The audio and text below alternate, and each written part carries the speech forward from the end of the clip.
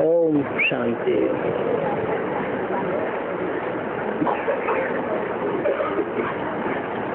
प्रातः क्लास की वाणी चल रही थी 27/9/68। तीसरे पेज के मध्यार्ध में बात चल रही थी जब तुम पावन बन जाते हो तो फिर पहले पहले पावन दुनिया में आते हो।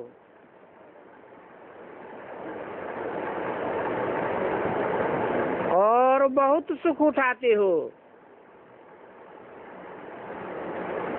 फिर बाद में रावण राज्य में गिरते हो तो बहुत दुख भी उठाते हो। पहले पहले सुख की दुनिया में भी तुम ही आते हो और पहले पहले दुख की दुनिया में भी तुम ही आते हो और सुख भी तुम सबसे जास्ती उठाते हो और दुख भी तुम सबसे जास्ती उठाते हो।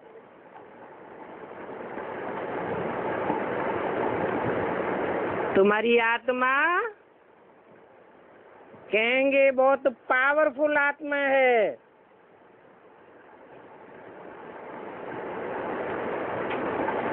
बल गाते तो हैं कि परमात्मा ज्ञान का सागर है, शांति का सागर है, पतित पावन है, परंतु वो पावन बनाने के लिए कब आवेंगे ये कोई नहीं जानते हैं। बाप कहते हैं तुम ही मेरी महिमा करती हो ना, तो अभी मैं आया हुआ हूँ और तुमको अपना परिचय दे रहा हूँ और मैं हर 5-4 वर्ष बाद इसी संगम युग पर आता हूँ। कैसे आता हूँ वो भी समझाता हूँ।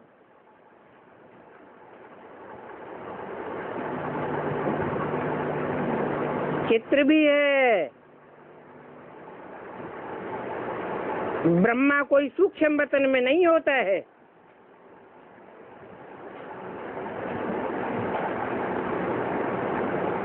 न सूक्ष्म वतन से कोई चित्र आता है।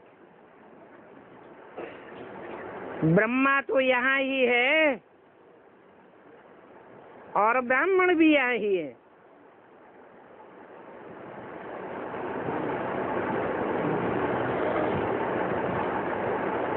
बल ब्रह्मा अनेकों के नाम है, परंतु ग्रेट ग्रेट ग्रैंडफादर एक ही प्रजापिता ब्रह्मा को कहा जाता है।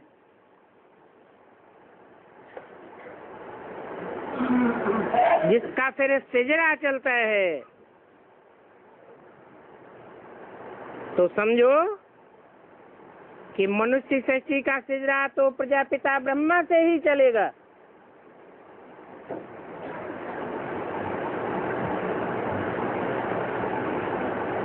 प्रजापिता है तो जरूर अनेक प्रकार की प्रजा होगी।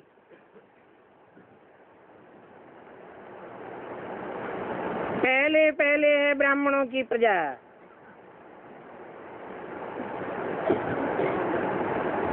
ब्राह्मणों की 9 कुरियां गाई हुई हैं।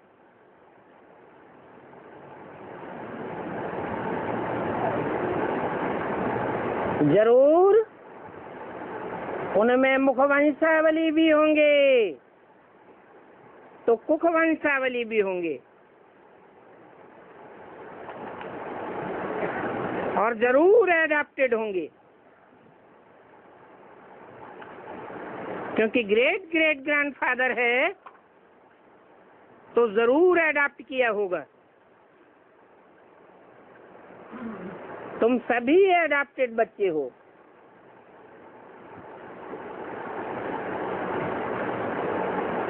अभी तुम ब्राह्मण बने हो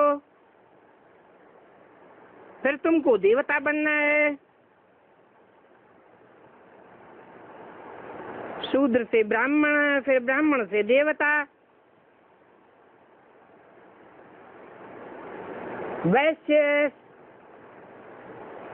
शूद्र, ये बाएजोली का खेल चलता रहता है।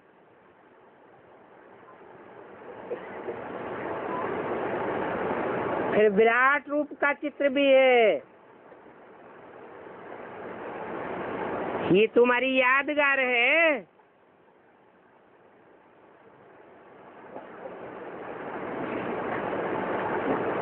वहां से सबको यहाँ आना होता है। जब सब आ जाते हैं तो फिर क्रिएटर भी आ जाते हैं।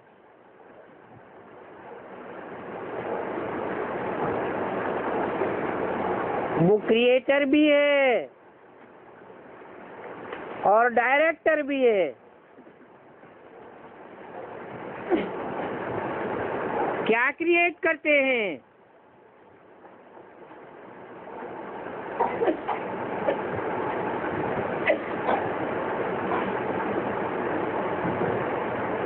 नई वंशावली क्रिएट करते हैं।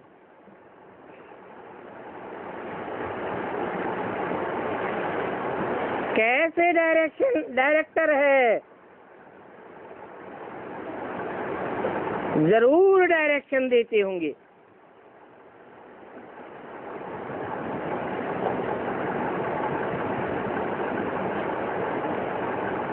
एक्ट भी करते हैं। बाप कहते हैं, हे आत्माएं, तुम मुझे जानते हो और कोई नहीं जानते हैं। तुम आत्माएं मेरे सब बच्चे हो।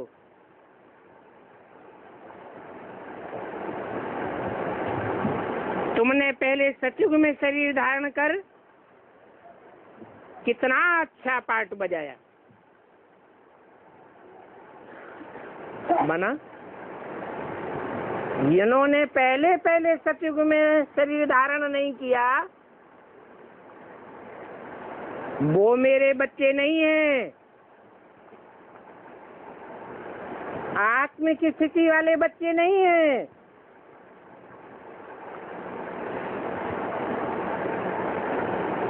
कुछ न कुछ देह अभिमानी है, इसलिए जन्म भी कम हो जाते हैं।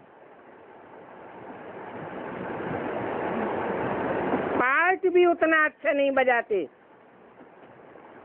जितना तुम अच्छा पार्ट बजाते हो।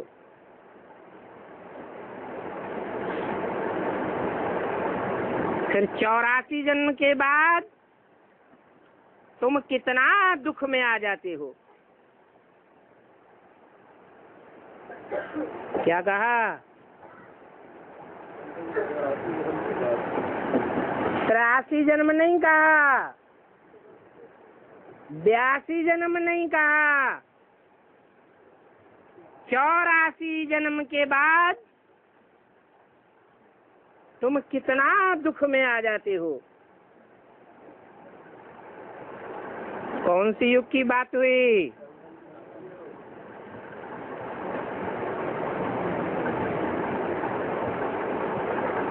ड्रामा का क्रिएटर, डायरेक्टर और ड्यूरेशन भी होता है। ये तो बेहद का ड्रामा है। इस बेहद के ड्रामा को कोई नहीं जानते। भक्ति मार्ग में ऐसी ऐसी बातें सुनाई है जो मनुष्यों की बुद्धि में बोई ठुस गया है। कितने बड़े बड़े गपोड़े हैं। इसलिए बाप कहते हैं कि मीठे मीठे बच्चों, ये सभी भक्ति मार्ग के शास्त्र हैं। ये भक्ति मार्ग की सामग्री कितनी विस्तार में हो गई है। इनका इतना विस्तार हुआ है जितना बीज से झाड़ का विस्तार हो जाता है, इतना छोटा सा बीज उससे कितना बड़ा झाड़ पैदा हो जाता है। भक्ति का भी फैलाव इतना है। ज्ञान तो बीज है, इसमें कोई भी सामग्री आदि की दरकार नहीं है। इसलिए बाप कहते हैं सिर्फ मुझे आत्मा समझो और बाप को याद करो, और कोई भी व्रत नियम आदि नहीं बताते हैं।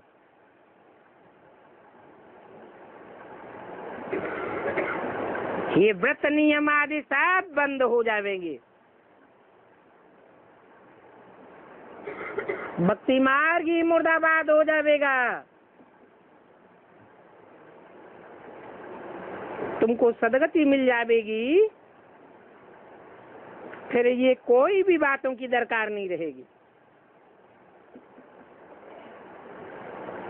और तुमने ही भक्ति सबसे जास्ती की है।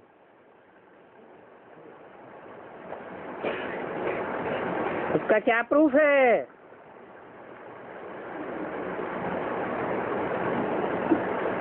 किसने सबसे जास्ती भक्ति की है, किसने कम भक्ति की है, उसका प्रूफ क्या दिखाई देगा?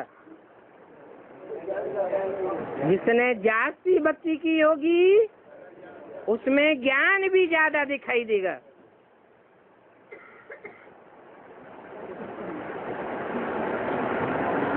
तो भक्ति का फल तुमको देने के लिए आया हुआ हूँ। भक्ति करने से वैश्यालय में गिरने के कारण तुम्हारी दुर्गति हुई है। देवताएं तो शिवालय में थे,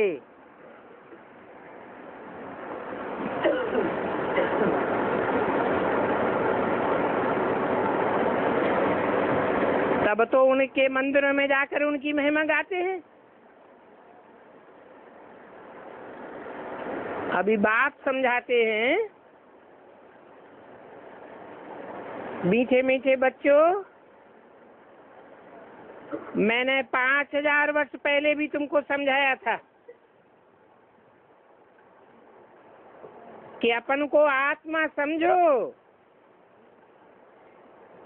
और देह के सब संबंध छोड़ दो। देह नहीं समझो, मुझे एक बाप को याद करो।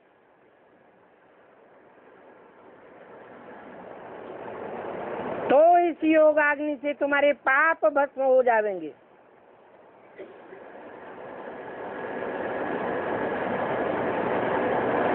बाप जो अभी समझाते हैं वही बातें कल्प कल्प समझाते आए हैं। गीता में भी कोई कोई ऐसे अक्षर हैं जो बार बार समझाए हैं। कहते हैं मन मना भव,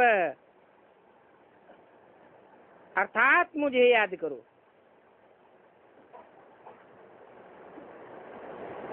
शिव बाबा कहते हैं मैं यहाँ आया हुआ हूँ। ये किस लिए कहते हैं? इसलिए कहते हैं कि मैं अभी ऊपर नहीं हूँ, मैं नीचे सृष्टि में आया हुआ हूँ। तो ऊपर याद करेंगे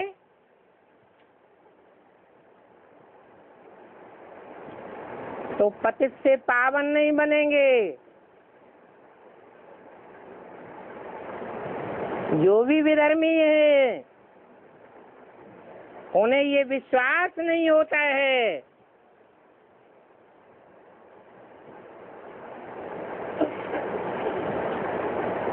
कि भगवान नीचे आता है, पतित दुनिया में आता है, पतित तन में आता है। इसलिए वो ऊपर याद करते हैं निराकार को, तो पतित से पावन नहीं बनते हैं। और किसके तन में आता हूँ वो भी बताता हूँ। मेरे सिवाय इस राज को और कोई बता ही नहीं सकता। ब्रह्मा द्वारा तुम्हें सभी वेद शास्त्रों का सार सुनाता हूँ।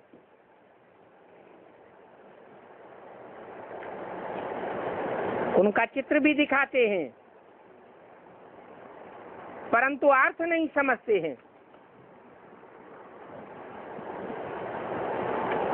अभी तुम समझते हो शिव बाबा कैसे ब्रह्मा द्वारा सभी शास्त्रों का सार सुनाते हैं। 84 जन्मों का ड्रामा का सारा राज तुमको समझाते हैं। और ये भी बताते हैं कि मैं इनके बहुत जन्मों के बाद आता हूँ।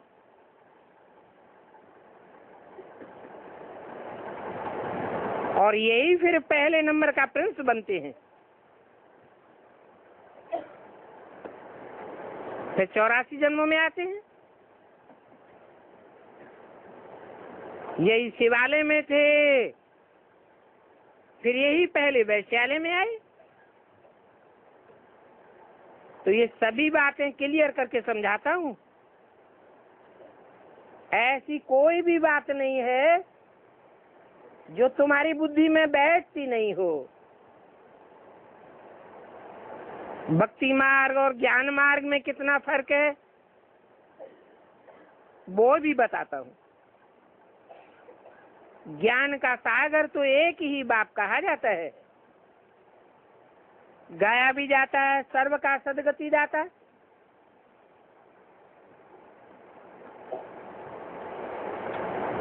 सर्व अर्थात जड़ और जंगम, चैतन्य हो चाहे जड़ हो, सबकी सदगति होती है। जड़ प्रकृति की भी सदगति हो जाती है। तो ये काम करने के लिए कब आता है वो दुनिया में और किसी को पता नहीं है, क्योंकि कल्प की आयु बहुत लंबी कर दी है। 2768 की वाणी का चौथा पेज।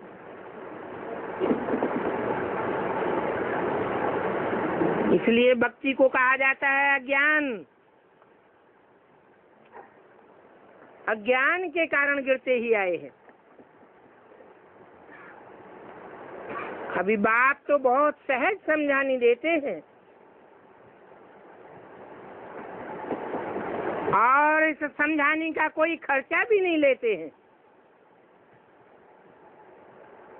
तुम बिगर कौड़ी खर्चे के हीरे जैसे बन सकते हो। तुमको तो थोड़ा खर्चा भी नहीं करना पड़ता है।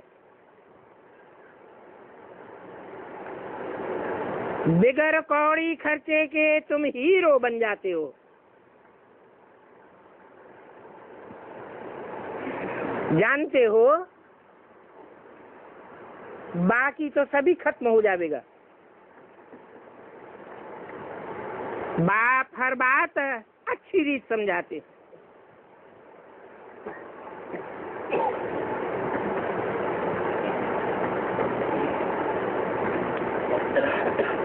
या तो स्त्री और पुरुष हाफ पार्टनर दिखाते हैं।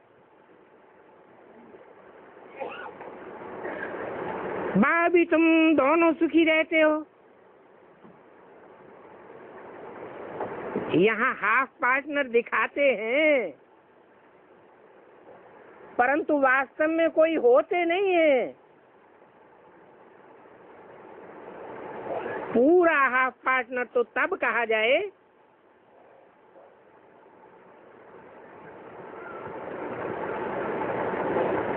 जब बच्चा न हो। अगर बच्चे हैं तो उनकी भी लागत लगती है।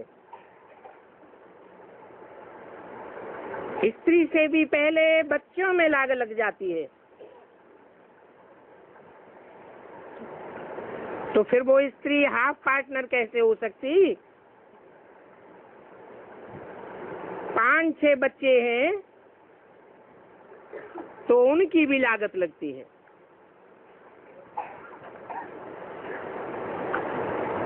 हाफ पार्टनर कह देते हैं,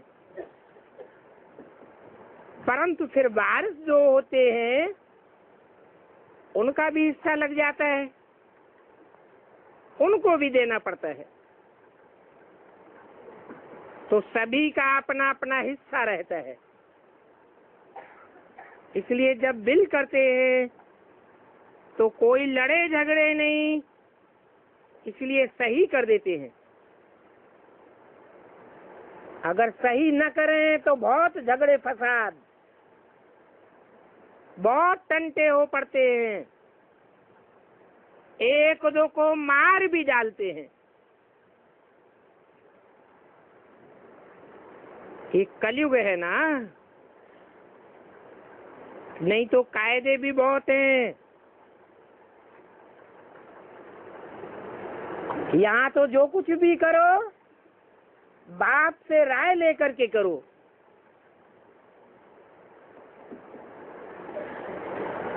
जबकि बच्चे बने हो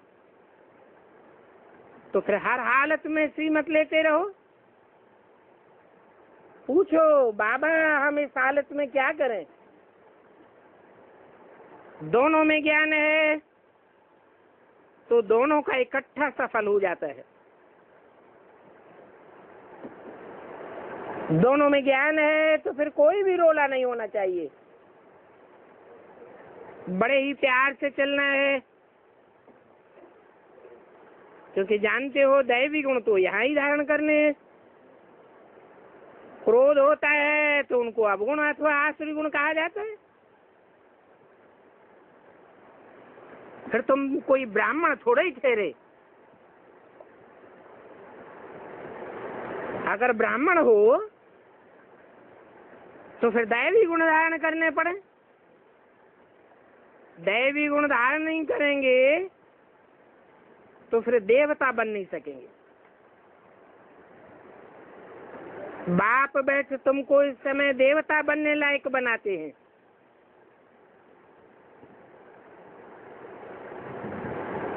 बच्चों को हर बात में श्रीमत देते रहते हैं। कहते हैं स्त्री पुरुष का भी आपस में कोई झगड़ा नहीं होना चाहिए। अगर ज्ञान में है तो,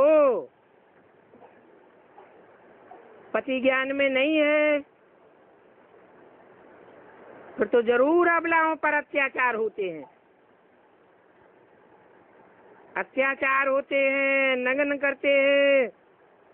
इसलिए दिखाते हैं कृष्ण भगवान ने द्रौपदी को साड़ियां दी।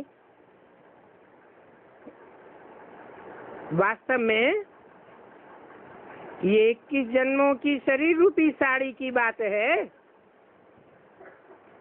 तुम 21 जन्म कब नग्न नहीं होंगे,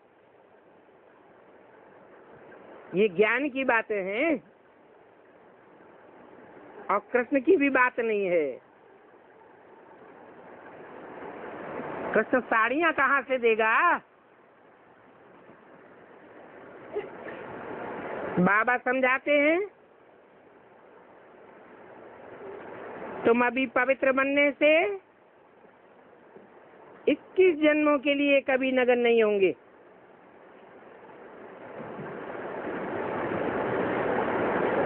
तो बाप बच्चों को मीठे मीठे बच्चे कह करके समझाते हैं।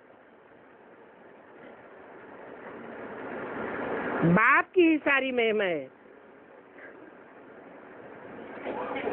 गाते भी हैं, हे शिव बाबा तेरे बहाने सर्व का भला। शिव बाबा के बहाने सर्व का भला। बहाने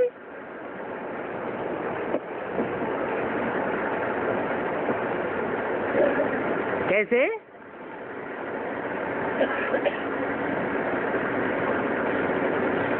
सर्व का सदगति देने वाला एक ही बाप है।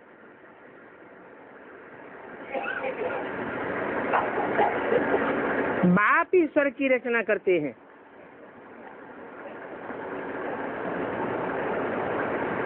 स्वर्ग की रचना रचने आते हैं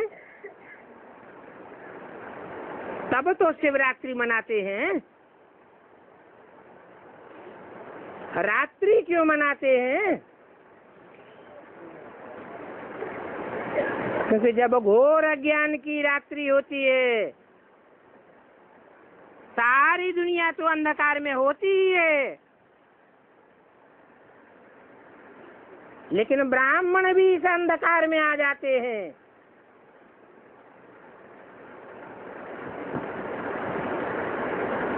जिस मुकर्रर रथ में प्रवेश करता हूँ,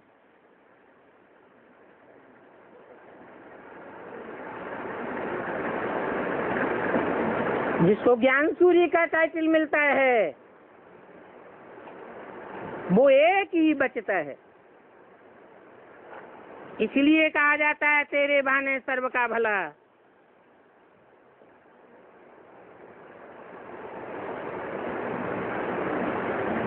उसमें मैं गुप्त पार्ट बजाता हूँ।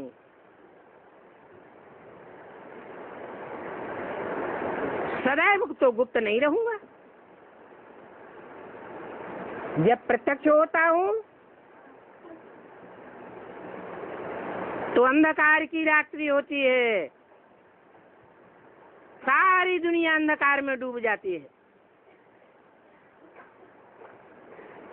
जैसे यज्ञ के आदिकाल में सारी ब्राह्मणों की दुनिया अंधकार में डूब गई। उन्होंने तो कथाएं बना दी हैं कि बाल्यकाल में हनुमान ने सूरज को निगल लिया तो चारों ओर अंधकार हो गया।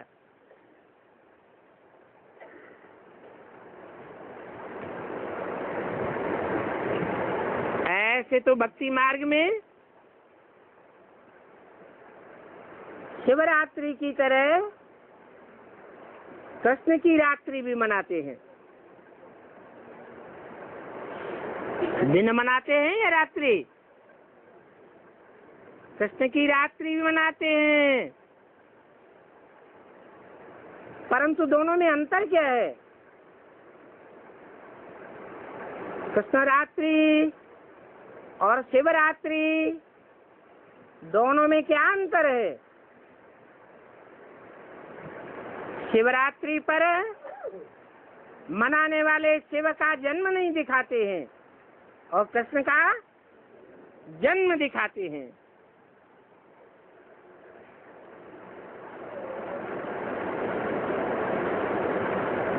तो कृष्ण तो पुनर्जन्म लेते हैं,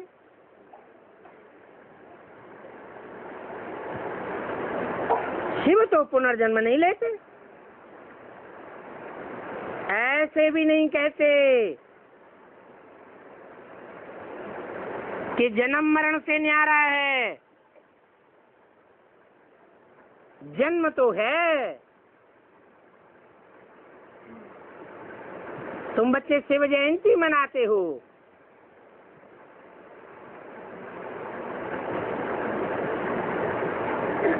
तो जयंती यादगार है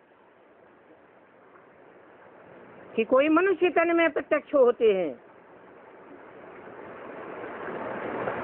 जैसे गर्भ में बच्चा पहले गुप्त होता है, गर्भपिंड तो होता है परंतु गुप्त होता है। बाद में प्रत्यक्ष होता है। ऐसे ही बाप भी पहले गुप्त पार्ट बजाते हैं, बाद में उस मुकर्रर रथ के द्वारा प्रत्यक्ष हो जाते हैं। फिर कहानियां बैठ बनाई है, खम्भ पाड़ के भगवान प्रत्यक्ष हुआ, नरसिंह अवतार के रूप में प्रत्यक्ष हुआ, नरों में सिंह रूप दिखाया है। बाप समझाते हैं, इस बात के समझने में ही रोला पड़ गया है।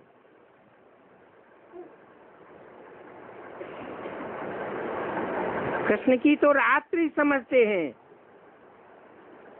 कि रात्रि को जन्म लिया,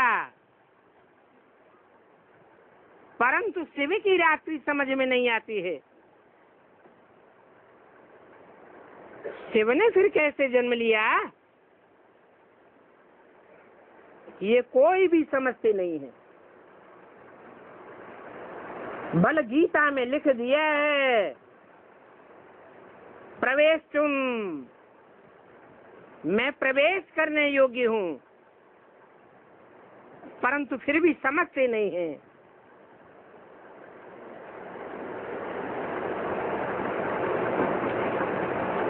महाभारत में, भागवत में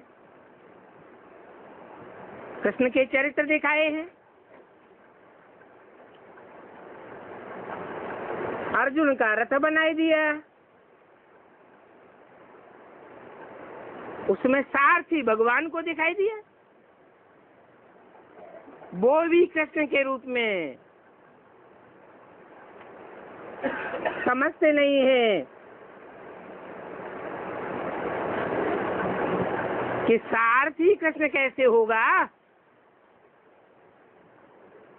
वो तो स्वयं रथवान है।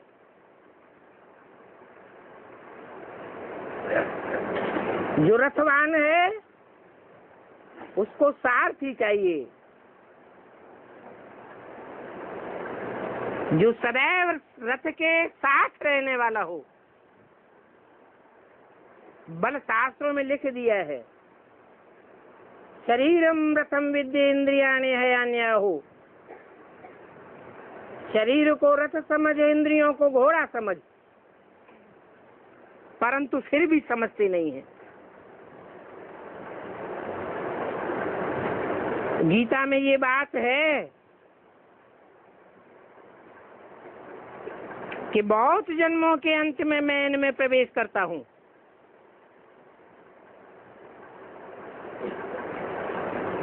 जिसमें प्रवेश करता हूं वो भी अपने जन्मों को नहीं जानते, परंतु देखो अभी तो मैं तुमको 84 जन्मों का इनके राज समझाता हूं। तो मुख्य मुख्य जो बातें हैं समझाने की, वो बड़े बड़े अक्षरों में पोस्टर में लिख करके रखो, जो दूर से सभी देख सके। गीता का भगवान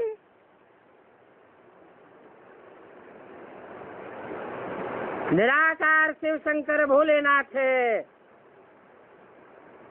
साकार कृष्ण नहीं है।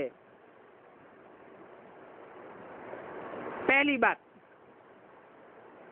दूसरी बात, परमात्मा सर्वव्यापी नहीं है, एक व्यापी होकर के आता है। तीसरी बात, पतित पावनी गंगा आदि नदियां नहीं है।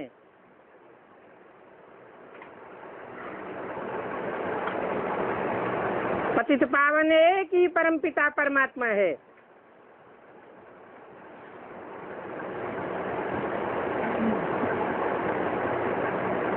मनुष्यात्मा 84 लाख योनियों में नहीं जाती।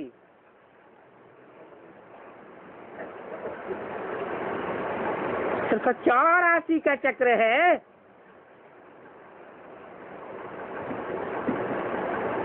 ऐसे ऐसे बड़े बड़े पोस्टर छपावेंगे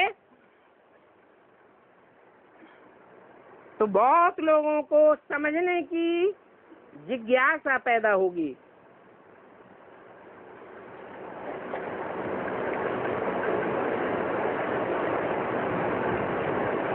भक्ति मार्ग में पांडवों के चित्र देखो कितने बड़े बड़े बनाए हैं।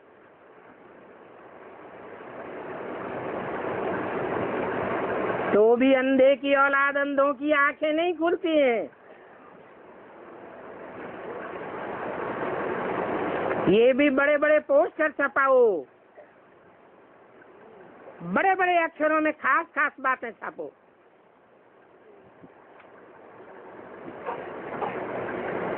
जैसे पांडवों के इतने बड़े चित्र नहीं होते हैं,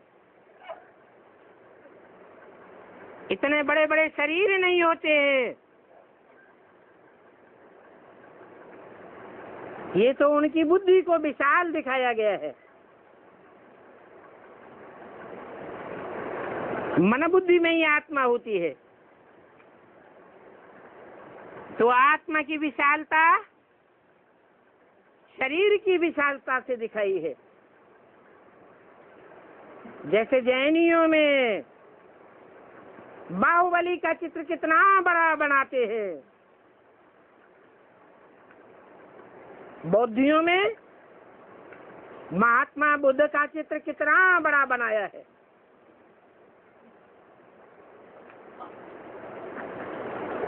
अब इतने बड़े बड़े बौद्धि होते हैं क्या, जितना बड़ा चित्र बनाया है?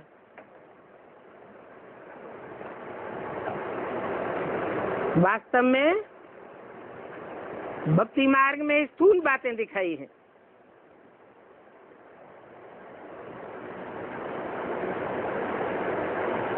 हनुमान को कितनी लंबी पूंछ दिखाई है। अब मनुष्यों को इतनी बड़ी पूंछ होती है क्या?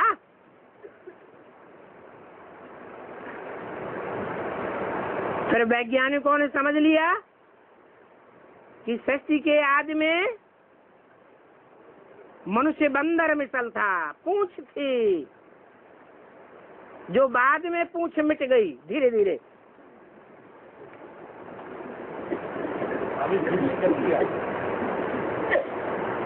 ऐसी ऐसी बातें निकालते रहते हैं। फिर एक की बात को दूसरा काटता रहता है।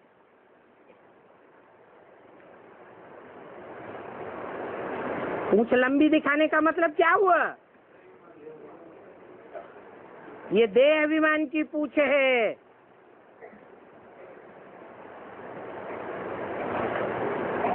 नहीं तो कोई पूंछ वाला देवता नहीं होता है।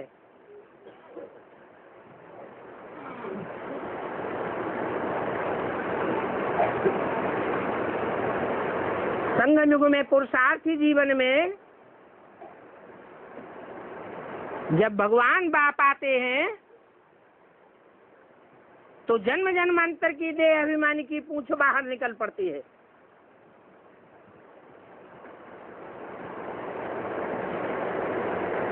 कोई छुपाना भी चाहे तो छुप नहीं सकता। ये सब भक्ति मार्ग की बातें हैं,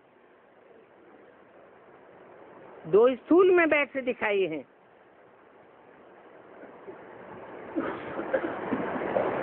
ज्ञान में तो हर बात का यथार्थ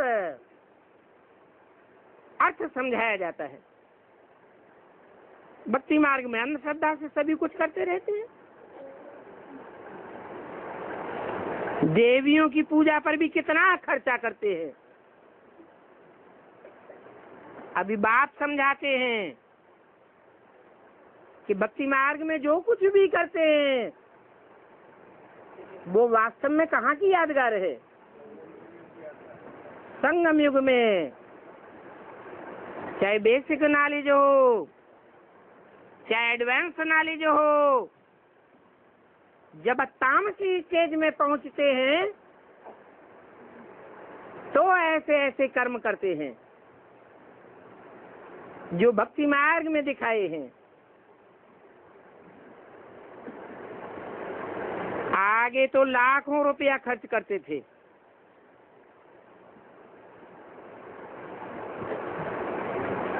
देवियों को बनाया, उनकी मूर्तियां बनाने में कितना खर्चा करते, पूजा करके फिर खिलाया पिलाया, महलमाड़ियों में बिठाया, फिर डुबो दिया।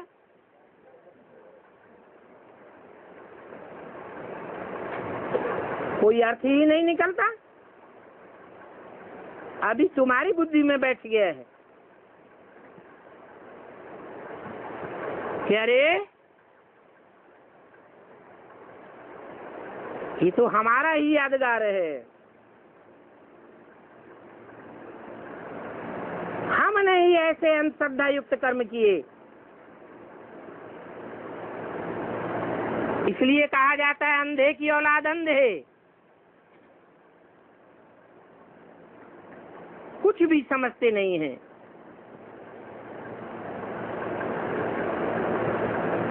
माया एकदम गोडरेज का ताला लगा देती है। गॉड भगवान को कहा जाता है, रेज किरणों को कहा जाता है। भगवान की ज्ञान किरणों से बुद्धि को लाक लगेगा या लाक खुलेगा? फिर माया ऐसा अजूबा काम कैसे करती है जो बुद्धि को लाक लगा देती है?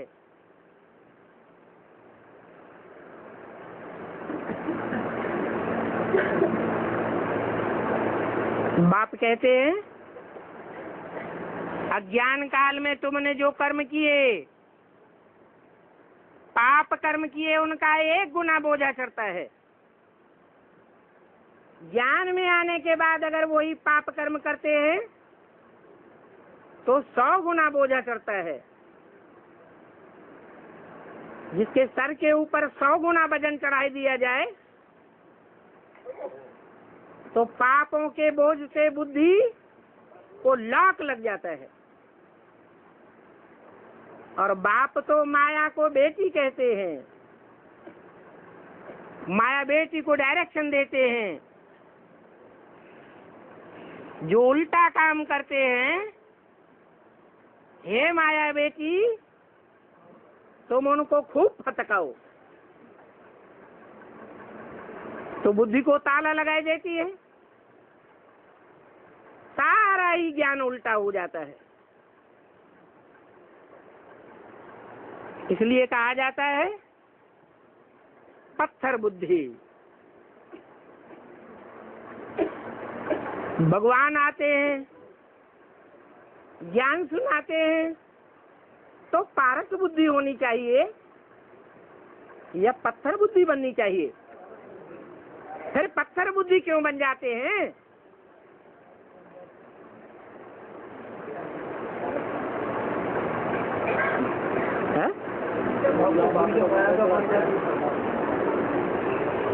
जो बात श्रीमत के बरखिलाफ है वो ही काम जानबूझ करके करते हैं तो बुद्धि को ताला लग जाता है।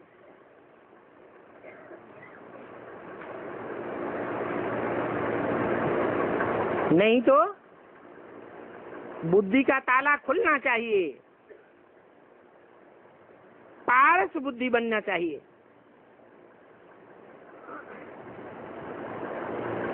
अभी तुमको कितना सहज रीति समझाते हैं।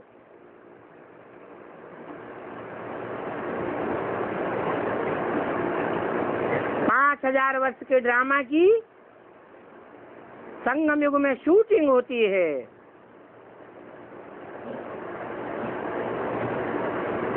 63 जन्म के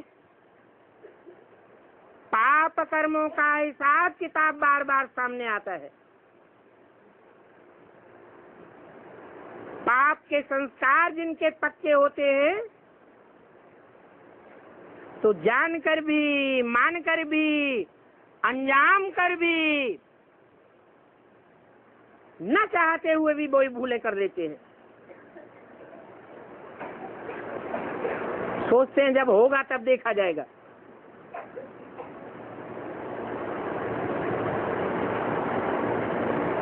बाप कहते हैं ये अपवित्र दुनिया है,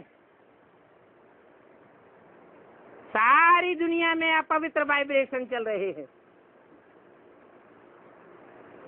तो मुट्ठी भर बच्चे निकलते हो जिनके ऊपर पवित्र बनने की, पवित्र वाइब्रेशन बनाने की जिम्मेवारी बाप ने दी हुई है।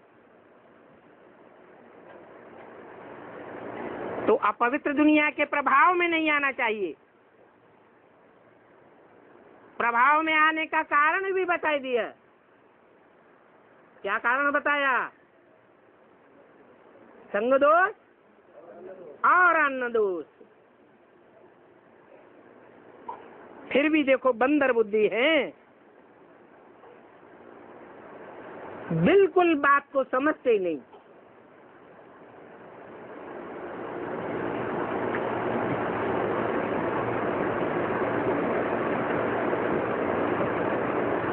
नहीं तो बाप कहते हैं अपने हाथ का बना हुआ भोजन कितनी पावर देता है। कोई प्रैक्टिकल करके देखे।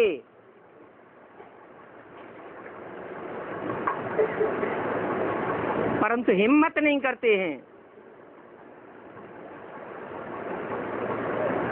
अपना हाथ जगन्नाथ कहा जाता है। अब ऐसे नहीं कि दो हाथ हैं तो स्थूल हाथ की बात है।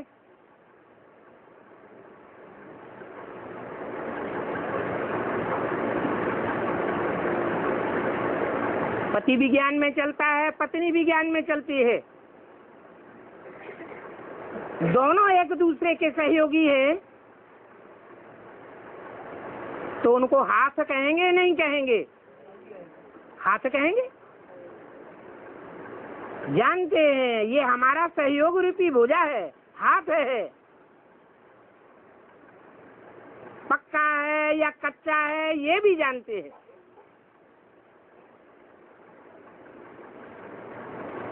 तो पक्का है तो खाने में कोई हर्जा ही नहीं। अगर देखते हैं कि कच्चा है तो असर पड़ेगा या नहीं पड़ेगा? असर पड़ जाएगा। इसलिए एक बताते हैं, नष्टो मोहा स्मृति लब्धा। अपनी आत्मा का कल्याण अपने आप करना है।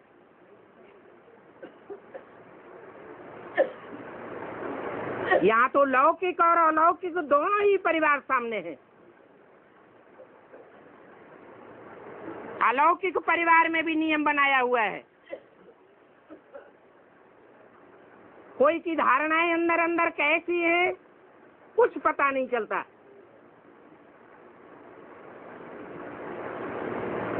नियम बनाया हुआ है, संगठन का क्लास होता है, तो जहां तक हो सके अपने हाथ का बना हुआ भोजन खाओ।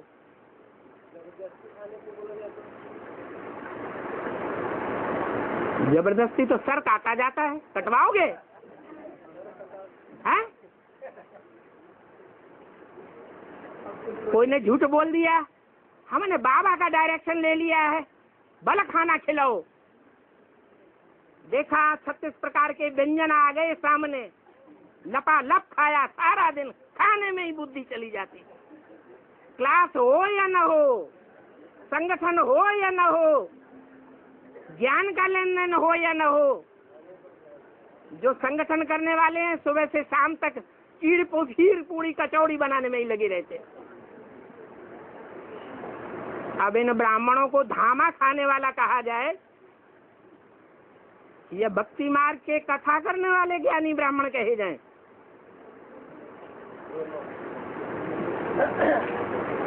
कथा करने वाले 1 2 4 होते हैं, धामा खाने वाले ढेर के ढेर होते हैं। तो कितना सहज रीति, अच्छी रीति समझाया जाता है, फिर भी बुद्धि में बैठता नहीं है कि ये अपवित्र दुनिया है। इस अपवित्र दुनिया में एक भी पवित्र नहीं है। वाइब्रेशन भी पवित्र नहीं, संकल्प भी पवित्र नहीं, दृष्टि भी पवित्र नहीं, वृत्ति भी पवित्र नहीं, श्रवणा भी पवित्र नहीं, वाचा भी पवित्र नहीं। सुबह से शाम तक एक दूसरे की बुराई सुनने में कितना मजा आवेगा।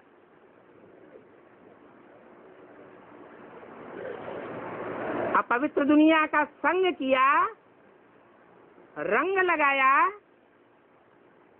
तो पवित्र बनने की दौड़ में पीछे रह जाएंगे। पवित्र दुनिया परम धाम बाप के घर में बाद में पहुंचेंगे, तो बाद में नई दुनिया में आवेंगे। तो रिजल्ट क्या होगा? जन्म कम होंगे या ज्यादा होंगे? कम जन्म होंगे। दूसरे धर्म में भी कन्वर्ट हो सकते हैं, जिसके लिए गाया हुआ है स्वधर्मे निधनम से परधर्मो भयावह।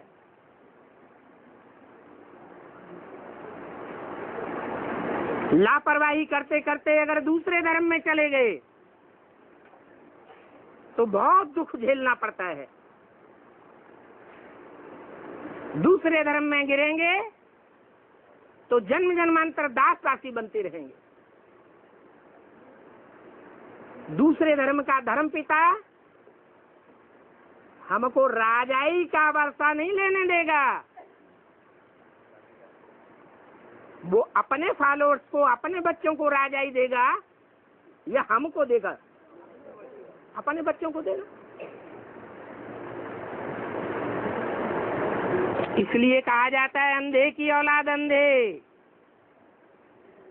कुछ भी समझते नहीं है। सूरत मनुष्यों की है और सीरत बंदर की है।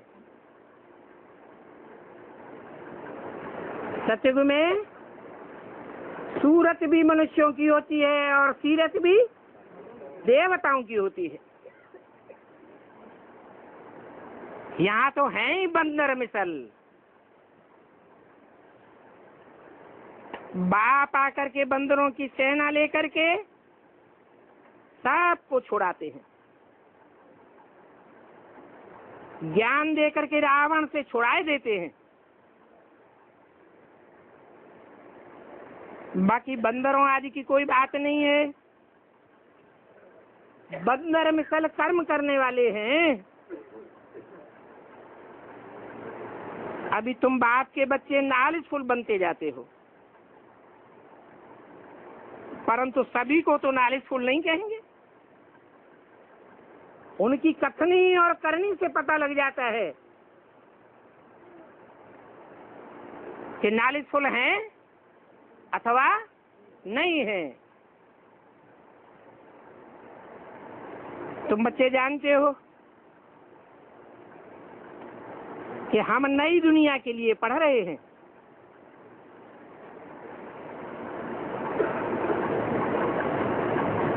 इस पढ़ाई में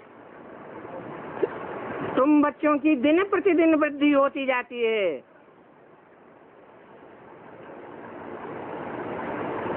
जब तुम बहुत हो जाएंगे तो सुनने वालों की संख्या भी बहुत हो जाएगी। अभी तो अखबारों द्वारा सुन करके कितनी घृणा करते हैं।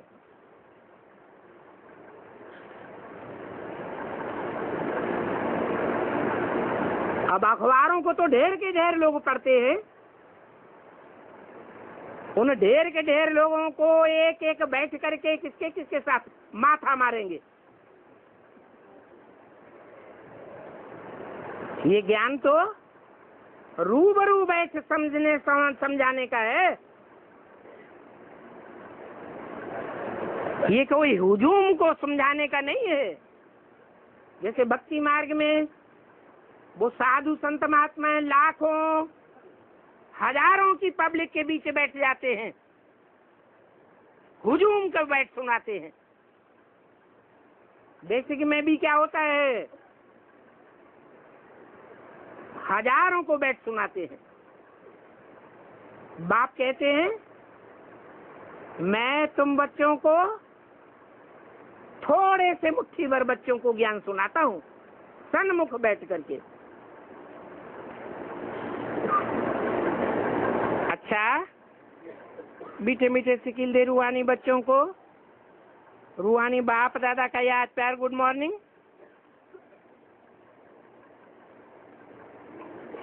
ओम शांति।